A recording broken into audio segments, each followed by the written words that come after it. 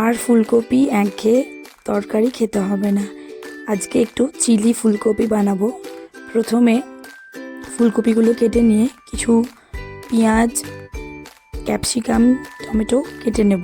তারপর কড়াইয়ে গরম জল করে নুন দিয়ে ফুলকপিগুলো একটু ভাপিয়ে নেব।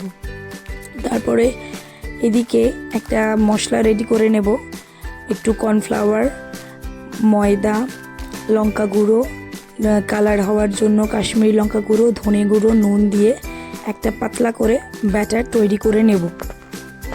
তারপরে ওদিকে একটা বাটিতে soya sauce, tomato sauce, chilli sauce দিয়ে একটা সস গুলে রেখে দেবো। তারপর ব্যাটারটা পাতলা করে গুলে নেওয়ার পরে ফুলকপিগুলো একটা একটা করে কোট করে কড়াইয়ে তেল গরম করে ফুলকপিগুলো ভেজে নেব বেশ লাল লাল করে। এরকম লাল লাল করে ভেজে নেওয়ার পরে ফুলকপিগুলো তুলে নিয়ে এবার কড়াইতে আবার তেল দেব। তেল দিয়ে আদা কুচি, রসুন কুচি, লঙ্কা কুচি একটু ভালো করে ভেজে নিয়ে তারপর কেটে রাখা টমেটো, ক্যাপসিকাম, পেঁয়াজ ভালো করে ভেজে নেব। তারপরে এগুলো একটু লাল লাল করে ভাজা হওয়ার পরে ওই যে সসটা বানিয়েছিলাম ওই সসটা এর মধ্যে ঢেলে নেব। তারপরে সসটার সাথে ভালো করে সবকটা মিক্স হয়ে যাওয়ার পরে ভাজা ফুলকপিগুলো দিয়ে আবার ভালো করে নাড়তে থাকবো।